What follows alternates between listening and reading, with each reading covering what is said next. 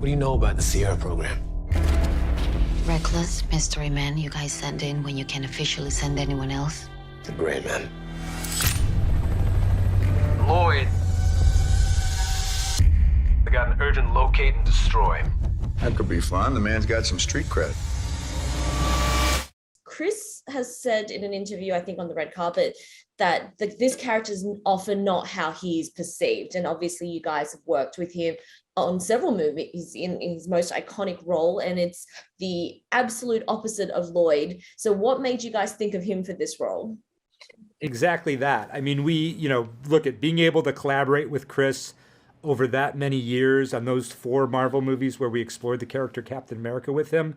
That was an incredible experience, and we got to know Chris very well in that period, creatively and personally, and we really knew what he was capable of as an actor. He's really technically gifted. He's very smart. He likes to challenge himself. He is nothing like Captain America, and I don't mean that in a bad way. Chris is highly energetic. He's very funny. He's very charismatic. Cap is very low key. And so we thought it would be interesting to harness that energy that he has and, give him a very charismatic, eccentric character to play.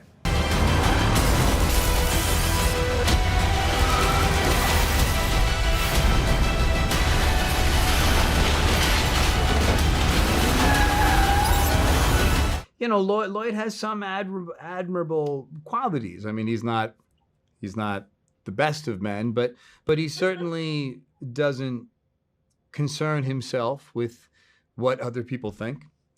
I think to some degree, there's no denying that we're living in a world right now that is caring more and more and more about what other people think, where I would argue that the goal in life is to try and care less and less about what other people think of you.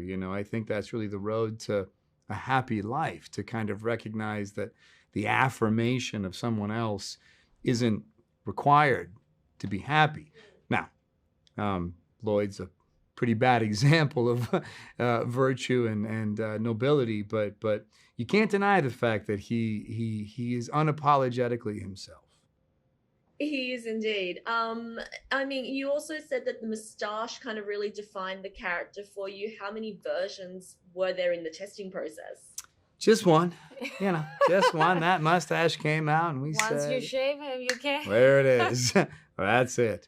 The mustache, the hair, the clothes, all of it. I think he's a very exacting man. I think he has a very specific approach to the world he lives in, the way he moves through the world, the way he chooses to present himself. I think he has really strong convictions.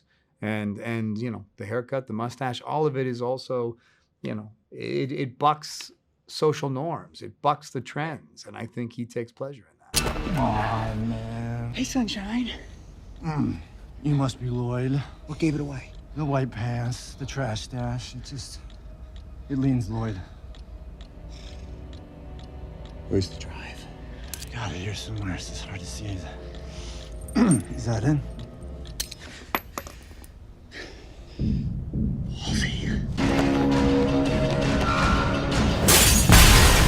Anna, how was the character of Danny pitched to you, and how did you kind of make her your own in a movie that doesn't necessarily have a lot of breathing space between action sequences? I think it was, we were going for someone strong, very, very intelligent, prepared for anything, 3 steps ahead of everyone else.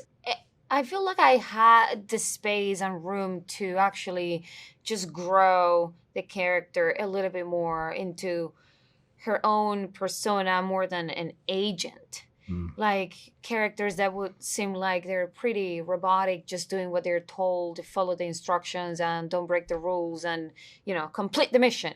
And I just felt like I could find the human side of her, being all of the sudden in this situation that was not supposed to happen, and she just have to learn how to trust someone she just met and figure out what's the right thing to do, risking everything she has. You hurt? I mean, my ego's a little bruised. Without spoiling anything, we do get to a point at the end of the film where it seems like there is potential for more. And I think I have seen the words franchise potential being thrown around. When you're looking around, when you're scouting around for new stories, are you looking for franchise potential? Do you prefer serialized storytelling? Our brains generally work in that way, to be honest. We were film fans before we were filmmakers. And part of the experience of being a film fan is you like to live with your favorite material. You spend a lot of time thinking about it, pulling it apart, pushing it into new places in your imagination. And we try to bring that process to our storytelling as well. Certainly The Gray Man was conceived by us as a narrative universe. And hopefully if this first movie works, we'll be able to explore that universe. We tried to populate that universe with a bunch of compelling characters played by amazing actors. We have such a wonderful cast in this movie. There are a lot of possibilities about where we could take the story.